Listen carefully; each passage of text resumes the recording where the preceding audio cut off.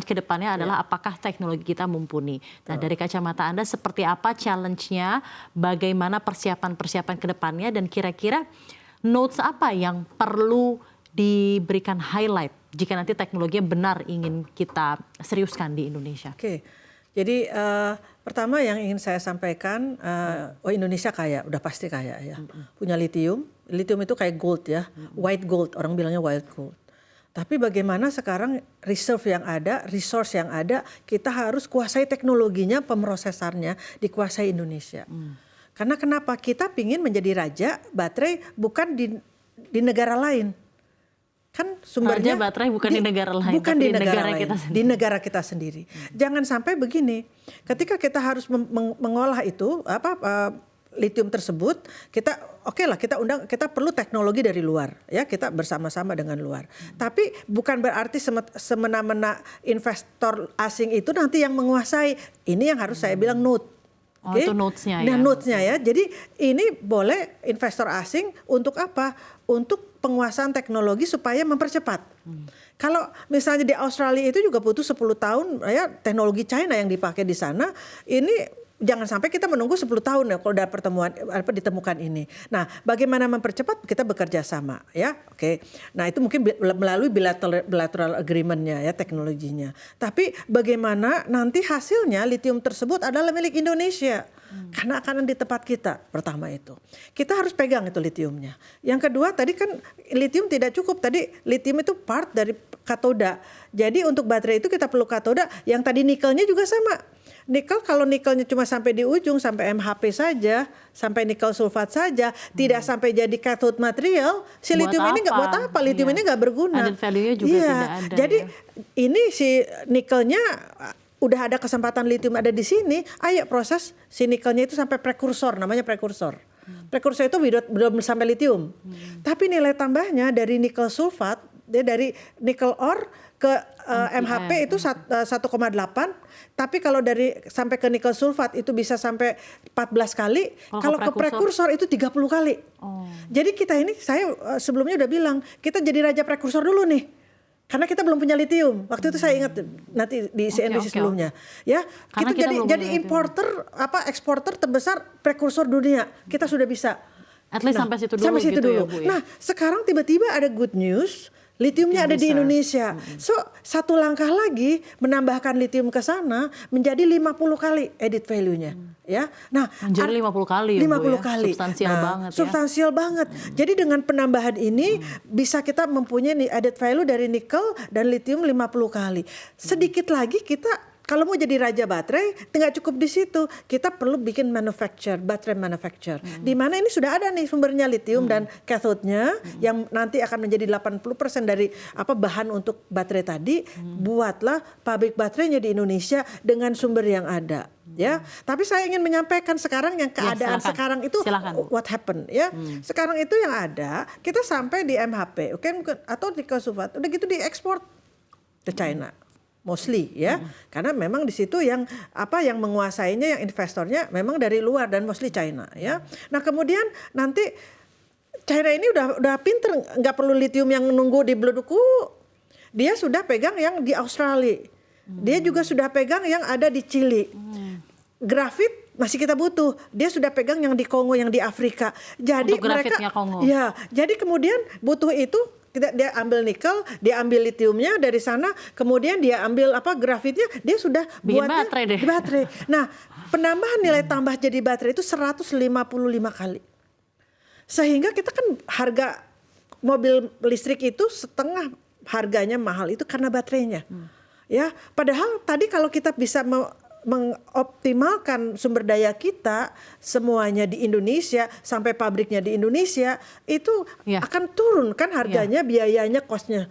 Kalau sekarang kan hanya kita mengimport baterai, mengimport kendaraan, di mana sebenarnya tuh barang mentahnya tuh raw-nya dari kita. Nah, inilah sebenarnya program pemerintah yang namanya hilirisasi daripada tambang itu adalah bagaimana membuat dia material itu bermanfaat dan added value-nya itu supaya diprosesnya di Indonesia. Oke, Saya berharap sekali lagi note-nya untuk ini, untuk yang lithium ini harus sampai nanti ke lithium karbonat atau lithium hydroxide.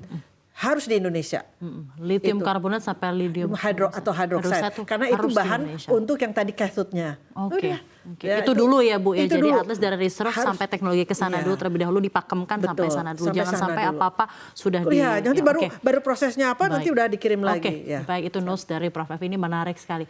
Silahkan Bu Latifah tanggapannya mengenai apa yang sudah disampaikan Prof. Evi. Apa sebenarnya yang perlu kita benahi ke depannya jika nanti teknologi akan diterapkan untuk memproses lithium reserve yang sudah ada ini? Silakan Bu. Ya, sebenarnya memang pekerjaan bersama-sama ya Mbak ya ini ya. Mungkin Prof. Evi juga alhamdulillah pernah bekerja sama juga ya Prof. Evi ya. Yes, ya.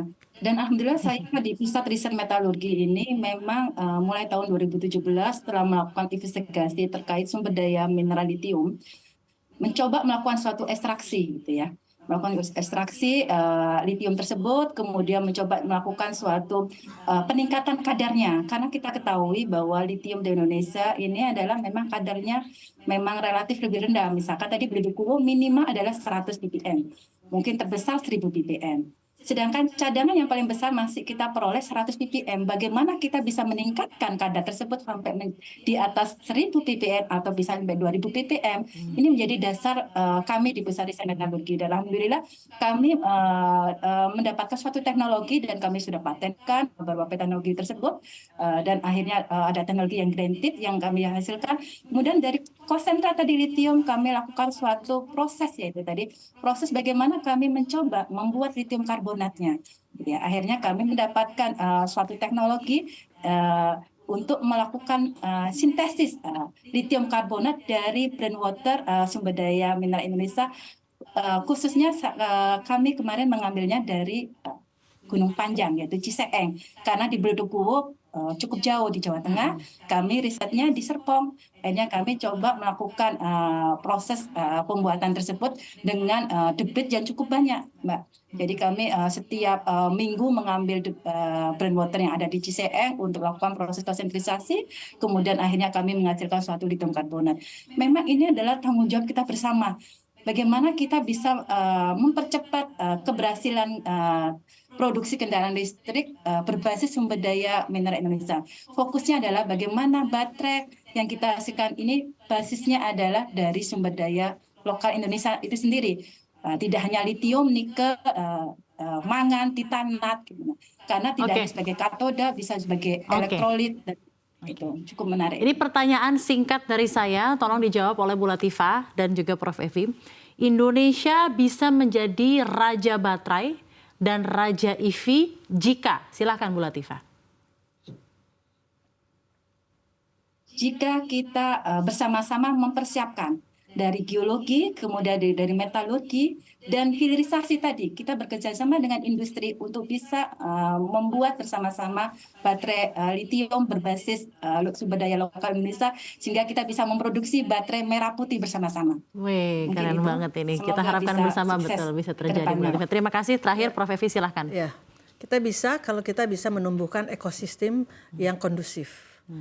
Baik, kita harus menginvite juga swasta, peran swasta Indonesia, bukan asing ya, di sini untuk membangun ekosistem baterai di Indonesia. Sehingga tadi puzzle-nya dari yang nikel juga kita bisa sampai ujung, sampai selesai ya. Kemudian puzzle lithiumnya juga bisa selesai sehingga kita teknologi kita kuasai sehingga kita bisa membangun pabrik baterai di Indonesia berbasis lokal resources dan berbasis teknologi anak bangsa dan berbasis juga sumber daya manusianya Indonesia. Itu kita bisa bilang Indonesia raja baterai dunia. Kunci